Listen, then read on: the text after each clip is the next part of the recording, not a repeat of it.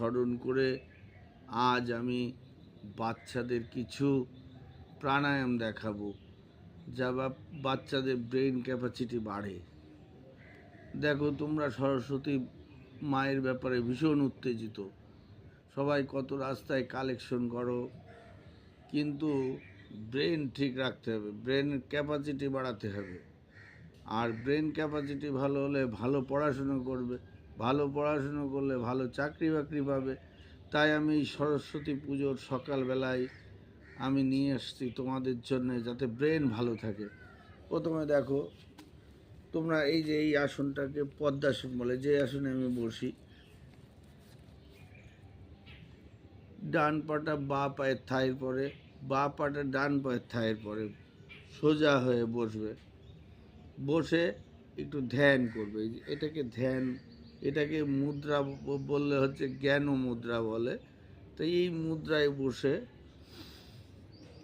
সরস্বতী ঠাকুরের ধ্যান, সরস্বতী ঠাকুরের একটা মন্ত্র আমি বলে দিচ্ছি তোমাদের। জয় গণেশ, জয় গণেশ, জয় গণেশ, জয় মা সরস্বতীর কৃপায় করি যেন সর্ব কাজে জয়।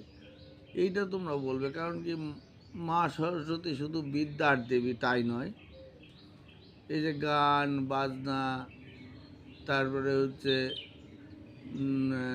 নৃত্য চর্চা, তারপরে আঁকা, এই সবার উপরেই মায়ের হাত। আমরা তা মনে করি আর কি। তা যদি মনে করি, তাহলে মা হচ্ছে সর্বময়ী, সব কিছু দেয়। শুধু যে আমাদের পড়াশোনার বিষয়ে মা দেখে তা না, আমাদের সর্ব বিষয়ে মা দেখে। এই জন্যে জয় গণেশ, জয় গণেশ, জয় গণেশ, জয় মা সরস্বতীর কৃপায় করি যেন সর্ব কাজে জয়। এইভাবে বসবে, এইভাবে প্রার্থনা করবে 3 থেকে 11 বার, যে যেমন পারো, মিনিমাম 3 বার পড়বে এই মন্ত্রটা। আর কি করবে? ধ্যান, জ্ঞান ও মুদ্রায় ধ্যান করবে। এই যে পদ্মাসনে বসে ধ্যান করে তোমাদের কি করতে হবে? প্রথমে প্রার্থনা করলে, এবার ধ্যান করে তোমাদের যা চোখটা বুজিয়ে গতকাল যা যা স্কুলে ঘটেছে বা প্রাইভেট মাস্টারের কাছে ঘটেছে, সেইগুলো মনে করার চেষ্টা করো। মনে করে, এটা ধ্যান বলতে এটা যা বিগত হয়ে গেছে, বা কিছু একটা নিয়ে তপস্যা করা, মায়ের ইয়ে নিয়ে, স্মৃতি নিয়ে, যেমনই হোক। তো তোমরা সেই পুরোনোটা, যে স্কুলে কি কি হয়েছে, কি পড়া হয়েছে, কেমনভাবে পড়িয়েছে, কি পড়িয়েছে, সবগুলো মনে মনে একবার ঝালাই করে নেবে। চোখ বুজে কারোর দিকে না তাকিয়ে এই ধ্যানগুলো করতে হয়। এইখানে মন, অজয় চক্রে বলে, তো অজয় চক্রে মন নিয়ে এগুলো করবে। আর কি করবে? ভামরি বলে একটা প্রাণায়াম করবে। প্রথমে মুখ দিয়ে ছাড়ছি, তারপরে মুখটা বন্ধ করে নাকের সাহায্যে ছাড়বো। দেখো, ও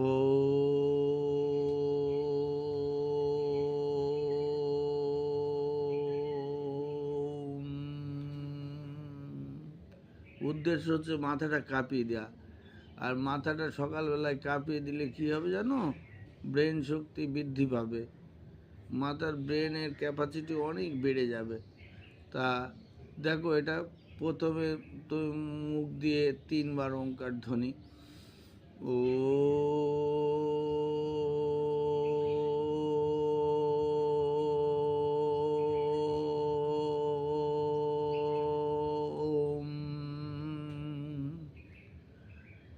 ও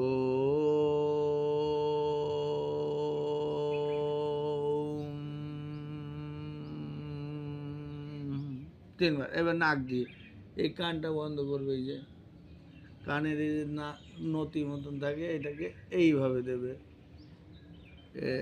এটা বন্ধ করে দিলাম, বাইরের আওয়াজ বন্ধ হয়ে গেল। এইবার সব আঙুলগুলো এই আলতোভাবে, বেশি চাপ দেবে না, দিয়ে ওঙ্কার ধ্বনিটাই গম্ভীরভাবে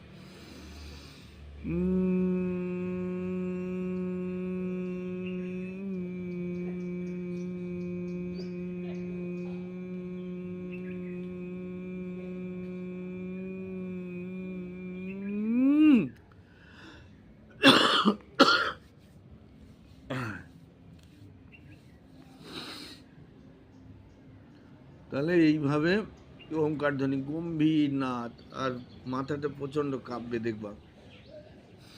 তাই এইভাবে করতে হয় 3 থেকে 5 বার। কেউ যাদের একদম ব্রেন খারাপ বা মাথার যন্ত্রণা করে, কপালে যন্ত্রণা করে, তারা 10 বার করে করবে। তা প্রত্যেক দিন এইভাবে করবে। আর দেখো, আমার কিন্তু এই ফেসবুকে অনেক বন্ধুরা যারা দেখা যাচ্ছে কলকাতায় থাকেন কিছু পার্সেন্ট, তারপরে কলকাতার পরেই মুর্শিদাবাদ, আমার 24 পরগনায় আমার বাড়ি, সেখানকার লোক বেশি দেখে না, ওর থেকে মুর্শিদাবাদের লোক দেখে। তা মুর্শিদাবাদ হিন্দু কি মুসলমান এইসব বোঝা যায় না, কিন্তু মুসলমানে তো মুর্শিদাবাদে তো 70% মুসলমান।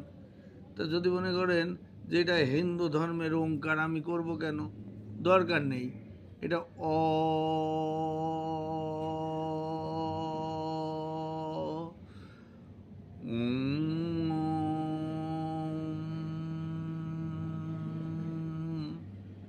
আপনাদের টার্গেট রাখতে হবে মাথাটাকে কাঁপানো। বাচ্চাদের যদি প্রত্যেক দিন এইভাবে শিখিয়ে দেন, দেখুন ধর্ম এটা সায়েন্টিফিক, ধর্মেরই একটা পার্ট।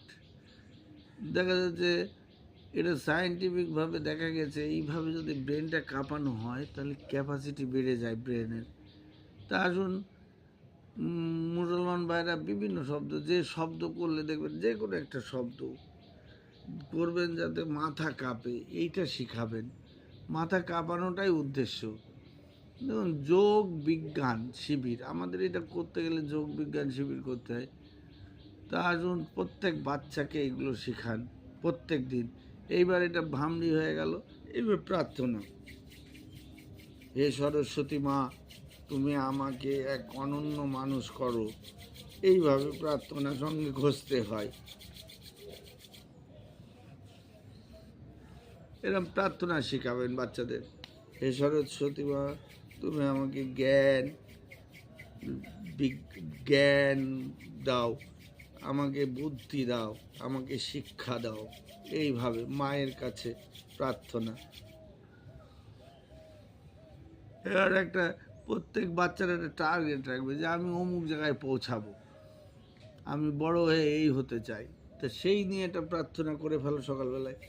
এইভাবে 3 বার প্রার্থনা করবে। হে সরস্বতী মা, আমি যেন আমার লক্ষ্যে পৌঁছাতে পারি।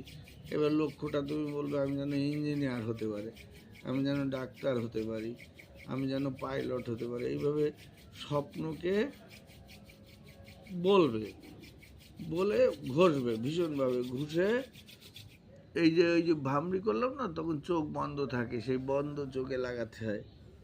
কিন্তু আমার দেখানোর জন্য চোখ খুলতে হয়। বন্ধ চোখে এইভাবে লাগিলে, আর এইভাবে যদি প্রত্যেক দিন করতে পারো, তাহলে দেখা যাচ্ছে ব্রেন ক্যাপাসিটি বেড়ে যাবে। সরস্বতী মা বিদ্যা বুদ্ধি কাদের দেয়, কাদের থাকে, কাদের হয়?